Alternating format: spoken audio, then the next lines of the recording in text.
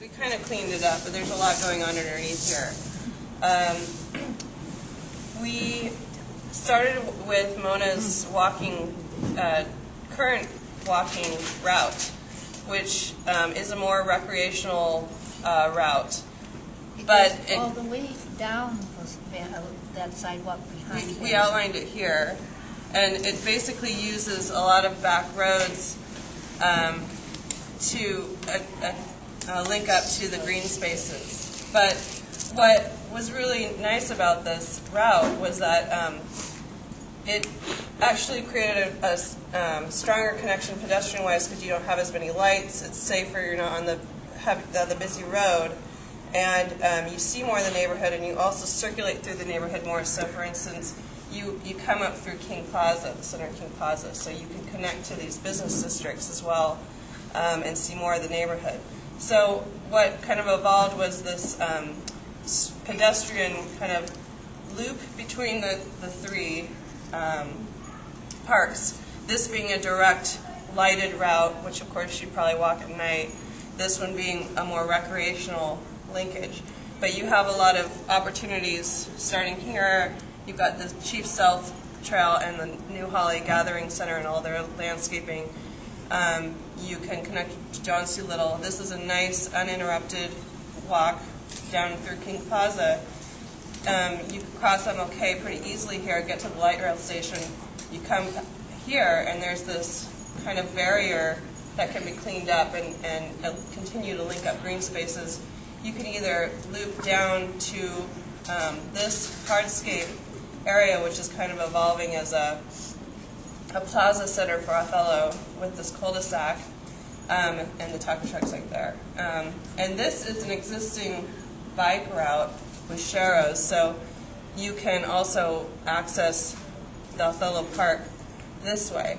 And then to expand the linkages, you would create connections to Seward. So the goal is to get more Seward community users, especially there's such a strong Jewish community that walk all the time to get to Othello and the light rail, and also to help us connect with our more, it's not a regional park, but Seward Park is a huge park for the city, and to create a walking linkage there. And then on the other side, to again, the goal being to connect to our other neighborhoods and get them to feel safe and use the light rail. So to clean up Swift Avenue, which is also a gateway to Rainier Valley. So using these corners here as a gateway, but you cleaning up Swift Avenue, cleaning maybe punching out over the hill, creating an overlook park, pocket park for airplane enthusiasts to watch Boeing Field, and to create a safe connection to Georgetown and Cleveland High School. Or mountain enthusiasts to see the Olympics. That too, and the sound, and you would have a really great, nice walking connection from the lake to Georgetown. So thinking on a bigger level there, but the gateways would be. So that would be a gateway from Rainier Valley. This would become gateways to Othello Park, or Othello, community. So using these existing green spaces that flank Myrtle turning into Othello Road to punch out a gateway there more. This would be our node, and then we would want to enhance this corner of Othello Park some more.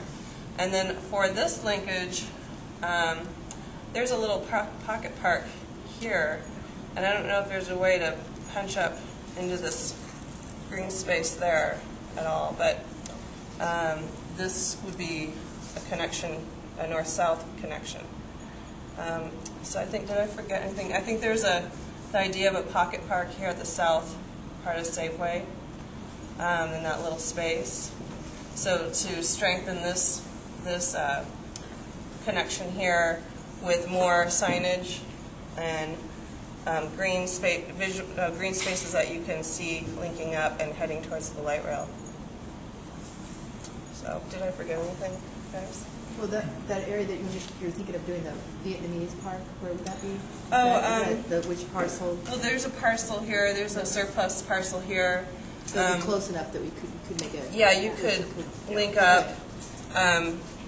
There's just a concept of getting that parcel, and because of the presence of a Vietnamese community, really celebrating that presence, and also creating a destination for the city, like Kubota Gardens is, but an authentic Vietnamese garden that could also be used as an event center as well for arts and etc. But that could be a possible location as well. Is that a surplus parcel from the light rail, or is that? Yeah. It is. I was going to say another interesting idea that I heard was when I asked about gateways, and Mona was pointing out some gateways along her pedestrian route, and then there was also this idea of the gateways to the community that would be more visible to people that were just kind of passing through. And so we had this idea of this kind of hierarchy of gateways or physical markers, and having some like these ones at larger points that were visible from both pedestrian route as well as vehicular circulation, and then these smaller ones that are more oriented towards this kind of pedestrian route through the between the parks and so forth.